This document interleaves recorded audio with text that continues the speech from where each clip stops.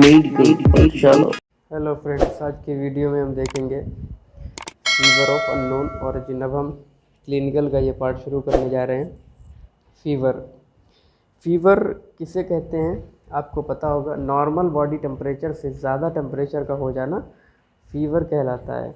ठीक है, normal range क्या है हमारी 35.6 डिग्री सेल्सियस से लगाकर 37.8 डिग्री सेल्सियस। ये टेम्परेचर पूरे दिन में ये इतना मेंटेन होता रहता है, इसी रेंज में ये रहता है।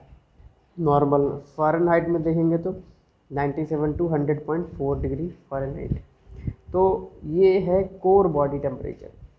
अगर हम इसके ऊपर चला जाता है टेम्परेचर, तब इसको हम फीवर मानते हैं। जैसे कि यहाँ पे मैंने लिखा है 100.4 डिग्री फ़ारेनहाइट या फिर 37.8 डिग्री सेल्सियस से ज़्यादा हो जाए तब ये फीवर कहलाएगा। लेकिन ये टेम्परेचर रेक्टल टेम्परेचर, यानी रेक्टम में अगर हम वहाँ का टेम्परेचर लेते हैं, क्योंकि वहीं पर एग्जैक्ट यानी एक्चुअल टेम्परेचर हमें पता चलेगा बॉडी का क्या है, तो ये होगा। लेकिन अगर हम एक्जिला में यानी बगल के नीचे या फिर ओरल चेक कर रहे हैं, तो वहाँ पर इससे टेम्परेचर हमें कम मिलेगा इसके, तो इसकी रेंज भी थोड़ी सी चेंज हो जाएगी। यानी कि इसकी रेंज क्या होगी, ये लगभग 96 टू लगाकर 99.7 फ़ारेनहाइट के बीच में नॉर्मल माना जाता है। हालांकि यहाँ पर कितना है 100 तक चला गया है, लेकिन वहाँ पर 100 नहीं है, वो होगा 99.7 तक ही रहेगा अगर हम एक्जिला में या ओरल में चेक करेंगे। इटियोलॉजी क्या हो सकती है फीवर की।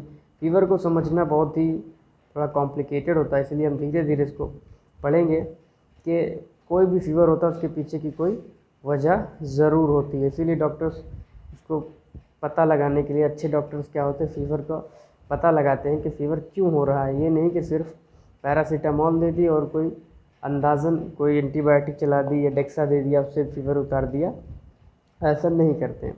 तो एटियोलॉजी में क्या हो सकता है, कोई इन्फेक्शन की वजह से हो सकता है। अब ये इन्फेक्शन क्या हो सकता है, कोई भी इन्फेक्शन हो सकता है। एग्जांपल के तौर पे इन्फेक्टिव एंडोकार्डाइटिस है, या टीबी है, या एब्सिस है, या टाइफाइड है, या फिर और कोई इन्फेक्शन है, गैस्ट्रोएंटराइटिस वगैरह है, तो उसमें फ़ीवर हो सकता है।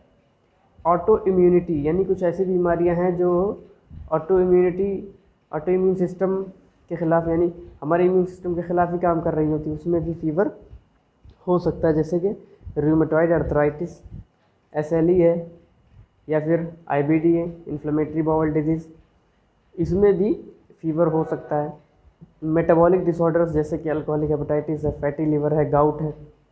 ड्रग्स में कौन कौन सी ड्रग्स हो सकती हैं, जितनी भी एंटीसाइकोटिक ड्रग्स है वो फीवर कॉज कर सकती हैं, और भी ड्रग्स होती हैं।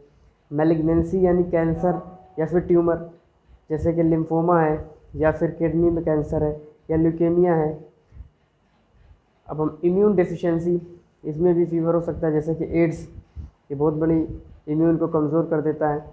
इम्यूनो सप्रेसिव ड्रग्स का इस्तेमाल करने से भी फीवर आ सकता है, जैसे कि स्टीरॉयड्स का इस्तेमाल, या फिर एंटी कैंसर ड्रग्स जो होती हैं उनके इस्तेमाल से। कभी कभी ये इडियोपैथिक भी हो सकता है, जैसे कि सर्कोइडोसिस। ये सारी चीज़ें हमें इन्हीं के बारे में पता लगाना होता है एक एक। ये पता कैसे लगाएंगे, पेशेंट कैसे आता है, क्या होता है। जैसे कोई पेशेंट आया तो हम उसका पहले क्या करेंगे, हिस्ट्री लेंगे कि उसको प्रॉब्लम कब से है और उसके साथ एसोसिएटेड क्या क्या सिम्टम्स होते हैं।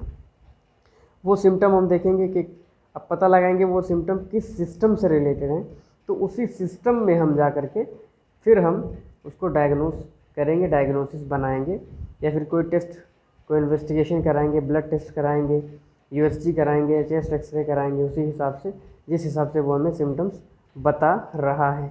अभी यहाँ पर कुछ फीवर विद अर्थरैल्जिया यानी दर्द के साथ, जॉइंट पेन में के साथ फीवर है, तो कुछ वजह हो सकती हैं। हालांकि यहाँ पे कुछ ही दिए हैं, और भी टाइप्स के फीवर हो सकते हैं, जैसे कि रूमेटिक फ़ीवर।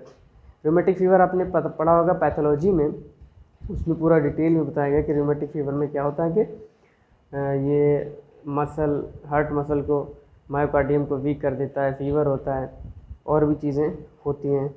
ब्रूसेलोसिस क्या होता है, ये ब्रूसेला अबॉर्टस नामी बैक्टीरिया से होने वाला ये इन्फेक्शन है, इसमें क्या होता है, ये सैक्रोइलियक जॉइंट में पेन होता रहता है और साथ में फीवर रहता है। पेशेंट को क्या होता है, लगातार कई हफ्तों से, महीनों से या फिर दिनों से फीवर बना हुआ है, साथ में ये बैक पेन भी उसका होता रहता है, तो हो सकता है कि ब्रूसेलोसिस हो।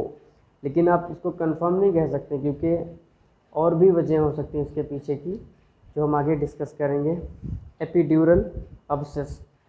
एपिड्यूरल अब्सेस क्या होता है कि ड्यूरामेटर के ऊपर और उसके ऊपर आसपास जो है इन्फेक्शन, पस का मौजूद होना, एपिड्यूरल अब्सेस। ये हमारे स्कल के नीचे भी हो सकता है और ये स्पाइनल कॉर्ड में भी हो सकता है। अगर स्पाइनल कॉर्ड में कहीं पर होगा पीछे ड्यूरामेटर के ऊपर, तो बैक पेन होगा, वीकनेस होगी, लॉस ऑफ वेट होगा, एनोरेक्सिया होगा, यानी भूख का ना लगना, खाना अच्छा ना लगना।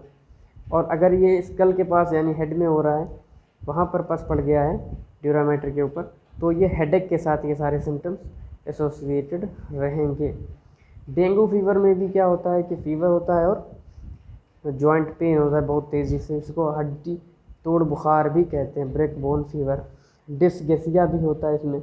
डिस्गेसिया क्या होता है कि टेस्ट का पता न लगा पाना, टेस्ट अच्छा ना लगना कोई भी खाना। थ्रोम्बोसाइटोपेनिया होता है, तो डेंगू फीवर आप अच्छे से जानते होंगे, जिसमें प्लेटलेट्स काफ़ी लो हो जाती हैं। अब हम देखेंगे कि हिस्ट्री ऑफ एसोसिएटेड सिम्टम्स, यानी कि फ़ीवर के साथ साथ और क्या क्या सिम्टम्स एसोसिएटेड हैं। कुछ कभी कभार क्या होता है कि नॉन स्पेसिफिक सिम्टम्स होते हैं, यानी कि उनके होते हुए आप ये नहीं कह सकते कि फ़ीवर किस वजह से हो सकता है। जैसे कि हेडेक हो रहा है, फ़ीवर के साथ साथ किसी को हेडेक हो रहा है, तो आप, ये नॉन स्पेसिफिक सिम्टम है, ये किसी भी तरह के इन्फेक्शन इन्फ्लेमेशन में ऐसा हो सकता है। लेकिन अगर इसमें ऐसा हो जाए कि फ़ीवर बहुत ज़्यादा तेज़ हेडेक है और उसको फोटोफोबिया है, यानी कि रोशनी, तेज़ रोशनी से उसको डर जैसा लगता है, उसको अजीब सा लगता है, उसको अच्छा नहीं लगता है, या फिर बहुत ज़्यादा नॉइज़ है उसमें नहीं उसको अच्छा लगता है, या साथ में वॉमिटिंग भी आ रही है, नौशिया हो रहा है, तो ये कंडीशन कह सकते हैं कि हाँ ये माइग्रेन है। इस तरह से हेडेक हो सकता है। मसल एक्स, मसल एक्स भी एक नॉन स्पेसिफिक सिम्टम है, इसमें भी आप नहीं कह सकते कि ये क्या हो सकता है, लेकिन ये हो सकता है कि किसी इन्फेक्शन की वजह से हो, तो आप तब कह सकते हैं। ये ऐसा भी हो सकता है कि किसी वायरल इन्फेक्शन की वजह से भी हो सकता है। मोस्टली जो है वायरल इन्फेक्शन की वजह से बॉडी पेन बहुत होता है, और इसके सिम्टम्स आप देख सकते हैं। साथ ही साथ जो है मलेरिया में भी हो सकता है कि मसल एक हो और फीवर भी हो। बाकी सिम्टम आपको देखने की ज़रूरत है। मलेरिया में क्या होता है कि एक ड्यूरेशन पर एक टाइम लिमिट जो होती है फीवर की, कि मतलब हर 24 घंटे पर फीवर एंड चिल आता है, या फिर 48 घंटे पर आता है, या 72 घंटे पर आता है, तो उसका एक ये साइकिल बन जाता है, उसको मलेरिया में होता है।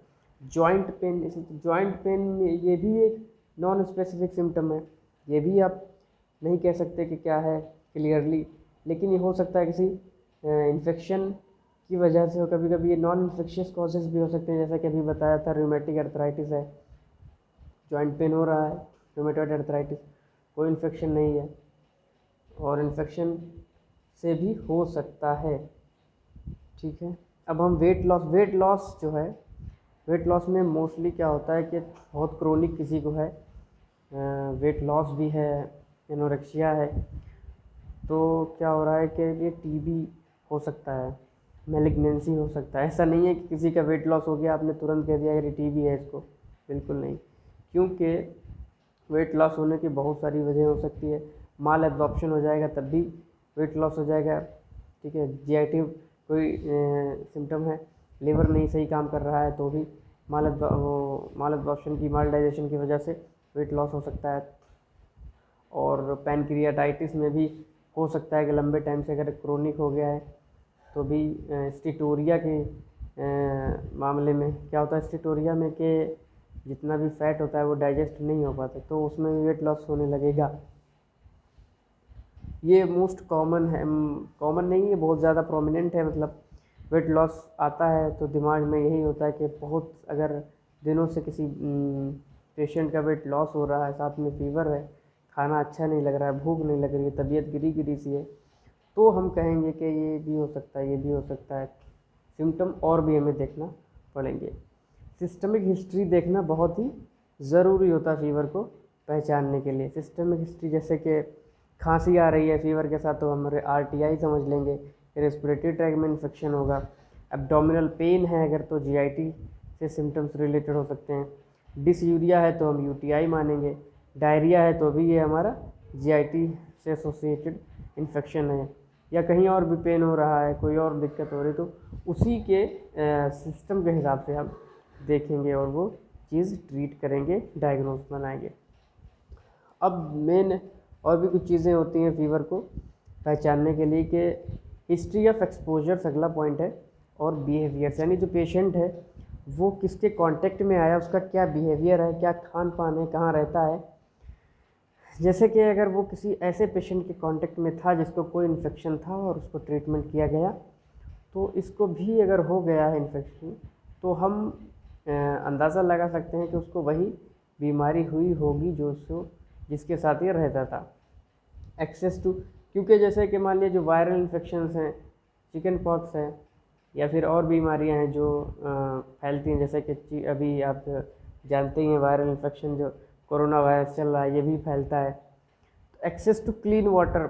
अब दूसरा पॉइंट है कि जो पेशेंट है उसके वो पानी कैसा पी रहा है, साफ़ पानी है या नहीं है, साफ़ सफाई है उसके वहाँ, कहीं किसी जानवर ने तो नहीं काट लिया, जानवर के पास रहते हैं मतलब जानवर उसके वहाँ रहते हैं।